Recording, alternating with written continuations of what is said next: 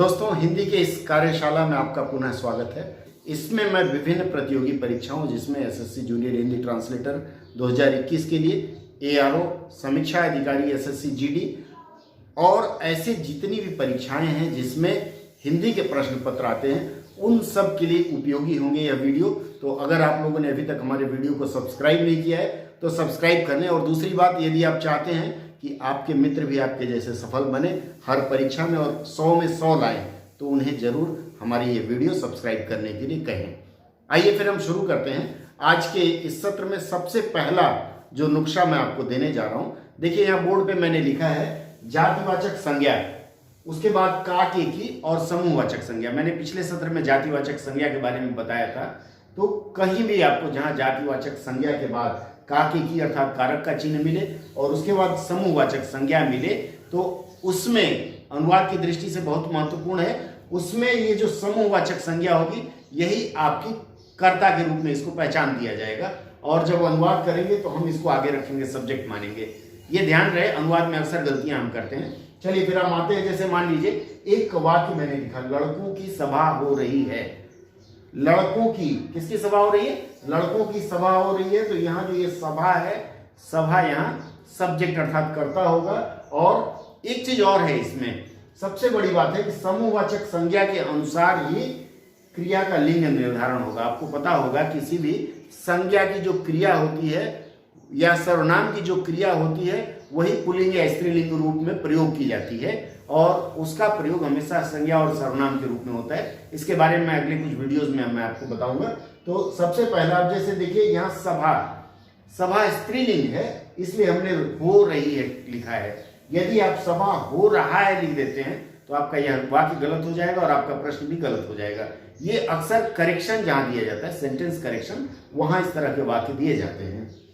दूसरा सूत्र मैंने आपको पहले ही बता दिया, का, के, की के बाद वाला जो शब्द है वही इसका कर्ता होगा। और हिंदी में आपको पता है कि सबसे पहले कर्ता, फिर कर्म, उसके बाद क्रिया का प्रयोग करते हैं और इस रूप में ही हम अनुवाद करेंगे। चलिए अब हम अगले सूत्र पर बात करते हैं। अगला सूत्र कहता है समूहवाचक और जातिवाचक संज्ञाओं का मेल। इसमें देखिए कुछ ऐसी जातिवाचक संज्ञा हैं जिनके साथ समूहवाचक संज्ञा किसी सकारात्मक रूप में प्रयोग करते हैं और किसी में नकारात्मक रूप में, और इनका जो युग्म होता है, इनकी जोड़ी बनी रहती है, उसको आप अगर दूसरे ढंग से लिख देंगे तो गलत हो जाएगा। जैसे एक वाक्य मैं लिख रहा हूं, मैं वाक्य लिख रहा हूं, शिक्षकों का गिरोह आ रहा है। शिक्षकों का गिरोह आ रहा है। आपको क्या लगता है, ये सही है गलत है? वाक्य शुद्धि में दिया जाता है गिरोह आ रहा है। ये देखिए ये वाक्य मैंने आपको लिख के दिया, शिक्षकों का गिरोह आ रहा है। अब देखिए गिरोह जो शब्द है इसका हमेशा नकारात्मक रूप प्रयोग होता है, ना के रूप में, अर्थात अंग्रेजी में कहें तो निगेटिव रूप में। तो शिक्षक कभी भी गिरोह में नहीं होते हैं। गिरोह किसका होगा? चोरों का या लुटेरों का। इसी तरह से अगर हम कहें साधुओं का गुच्छा आ रहा है, साधुओं का गुच्छा आ रहा है, क्या लगता है आपको, सही है गलत है? साधुओं का गुच्छा नहीं हो सकता है, साधुओं का जत्था होगा। अब क्या है, ऐसे जो शब्द आते हैं उनके साथ जोड़ी अगर नहीं मिलाते हैं, रब ने मिला ली जोड़ी वाले के जैसे, तो आपका यह वाक्य प्रयोग गलत हो जाएगा और ये दोनों वाक्य गलत हैं अपने आप में। इस तरह के बहुत सारे प्रयोग आपको मिलेंगे, इनकी पीडीएफ मैं समय मिला तो आपको अपलोड कर दूंगा। चलिए एक प्रश्न दे देता हूं, जब तक मैं अगले सूत्र में आता हूं इस प्रश्न का समाधान करें आप लोग। 10 रुपया का नोट दो, 10 रुपया का नोट दो, ये पहला प्रश्न है। और एक प्रश्न आपको मैं देता हूं, दूसरा प्रश्न है, उसने एक सेर पूड़ियां खाई।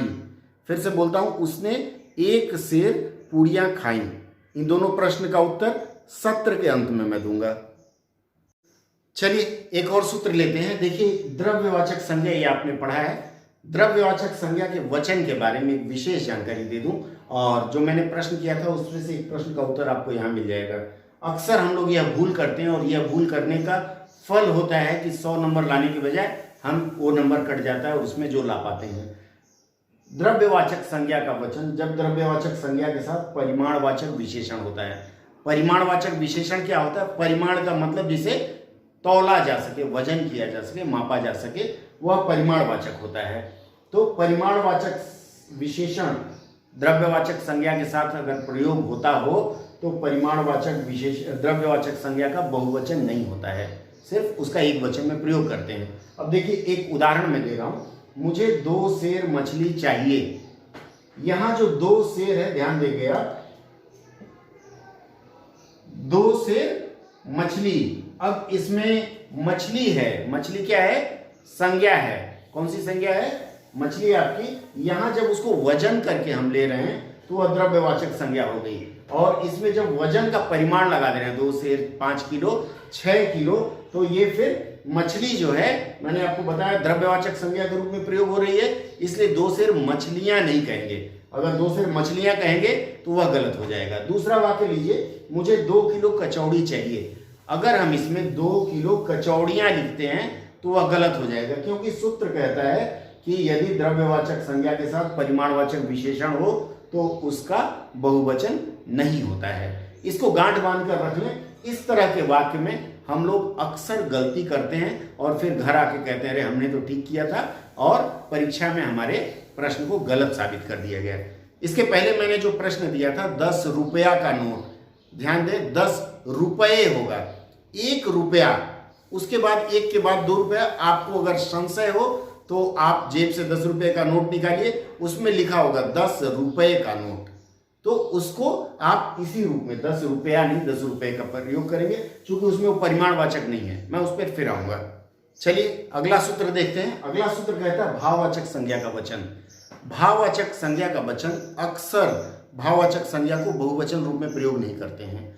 जैसे एक उदाहरण मैंने दिया आपको, इन बच्चों की चंचलताएं, इन फूलों की सुंदरताएं। अगर इस तरह का प्रयोग है तो यह गलत है। क्यों गलत है?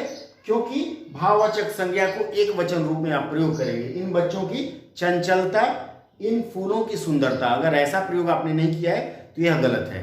लेकिन हाँ, कहीं कहीं भाववाचक संज्ञा का बहुवचन रूप में प्रयोग करते हैं। कैसे प्रयोग करते हैं? देखिए यहां लिखा हुआ है, भाववाचक संज्ञा का बहुवचन रूप में जब उसे जातिवाचक संज्ञा में प्रयोग करना हो, जातिवाचक संज्ञा के रूप में प्रयोग करना हो, जहां भिन्नता का अर्थ प्रस्तुत करना हो, वहां फिर इनको बहुवचन रूप में प्रयोग कर सकते हैं। आइए देखते हैं कैसे। अब जैसे देखिए ये वाक्य है, आदमी में बहुत सी कमजोरियां होती हैं। बहुत सी कमजोरियां का मतलब होता है लालची हो सकता है, बेईमान हो सकता है, या फिर आलसी हो सकता है। कई प्रकार की कमजोरियों का जब प्रयोग किया गया है तो ये कमजोरियां यहाँ जातिवाचक संज्ञा के रूप में प्रयुक्त हुई हैं। उसी तरह से कोरोना बहुत सी बीमारियां लेकर आती है। कोरोना का सीजन चल रहा है, एक बार कोरोना हो गया तो शुगर और तमाम चीजें, तो बहुत सी बीमारियां हैं। बीमारी वैसे तो एक वचन के रूप में प्रयोग करना चाहिए, लेकिन चूंकि बीमारियां हमने जातिवाचक रूप में प्रयोग किया है, इसलिए यहाँ बीमारियां का प्रयोग सही है। इस तरह के वाक्यों में आप ऐसे प्रयोग करेंगे तो आपसे गलती नहीं होगी। गलतियां अगर करते हैं तो गलत होगा। ठीक है, चलिए अब हम अगला सूत्र देखते हैं। और आज का यह सबसे महत्वपूर्ण प्रश्न और महत्वपूर्ण सूत्र 2018 के एसएससी के जूनियर हिंदी ट्रांसलेटर की परीक्षा में ये इस प्रकार का प्रश्न पूछा गया था, और उसमें कम से कम 40 लोगों ने उत्तर गलत लिखा है। आइए देखते हैं वह क्या है। ये सूत्र है, आदर सूचक संज्ञा और उसके साथ जो क्रिया का प्रयोग करते हैं उसका मेल। कहा जाता है कि जब एक वचन का प्रयोग होता है तो उसकी क्रिया भी एक वचन में होती है। जैसे राम आ रहा है, श्याम आ रहा है, राजेश पढ़ रहा है, धनुष टूट रहा है। पर जब व्यक्तिवाचक संज्ञा के साथ क्रिया का बहुवचन रूप प्रयोग करते हैं, इसका मतलब यह होता है कि उसे हम आदर देते हैं, अर्थात आदर सूचक संज्ञा के साथ में क्रिया का रूप बहुवचन रूप में प्रयोग होता है। जैसे उदाहरण के लिए मैं अगर कहूं कि महात्मा गांधी, शॉर्टकट में लिखते हैं महात्मा गांधी महान थे, महान थे। अब ये देखिए, ये जो क्रिया का रूप है, ये जो थे है, दरअसल ये व्यक्तिवाचक है महात्मा गांधी, तो व्यक्तिवाचक के लिए इसका क्रिया का रूप था का प्रयोग होना चाहिए था, लेकिन क्रिया का प्रयोग अगर था का करते हैं तो वह गलत हो जाएगा। क्यों? क्योंकि महात्मा गांधी सम्माननीय हैं, उन्हें हम आदर देते हैं, अर्थात जिसको हम आदर के साथ पुकारते हैं उसके साथ में हम इसका प्रयोग नहीं करते हैं। हम क्या करेंगे, क्रिया बहुवचन में होगी। उस समय 2018 में जो उदाहरण आया था उसमें था कि इंग्लैंड में भारत के खाली स्थान था और हैं लिखा हुआ था, ये हैं, हा में ऊपर बिंदी हैं, इस तरह से था। और उसमें प्रश्न में था जो खाली स्थान भरो कि उच्चायुक्त, उच्च आयुक्त, इस तरह के था। तो उसमें चूंकि उच्चायुक्त जो होता है, उच्चायुक्त संज्ञा शब्द और कोई व्यक्तिवाचक संज्ञा है जिसको सम्मान दिया जाता है उच्चायुक्त को, तो उनके लिए हैं का प्रयोग हुआ है। लेकिन कुछ लोगों ने ये गलत कर दिया था और गलत करने के कारण काफी लोगों के उत्तर गलत हुए थे। मित्रों, मुझे लगता है समय की मर्यादा यहाँ काफी अधिक तेजी से भाग रहा है समय। कुछ सूत्र मैं फिर अगले सत्र में दूंगा। अगर आपको यह सत्र अच्छा लग रहा हो तो अगले सत्र में आप फिर मिलिए हमसे, और हमेशा की तरह फिर मैं अनुरोध करूंगा कि अच्छा लगा तो अपने मित्रों को भी पास करें, क्योंकि आप अपने मित्रों को सहयोग करेंगे तभी मित्रता चिरंतर काल तक चलती रहेगी। चलिए फिर अगले सत्र में हम मिलते हैं कुछ और सूत्र के साथ। तब तक के लिए प्रतीक्षा करें। जय हिंद।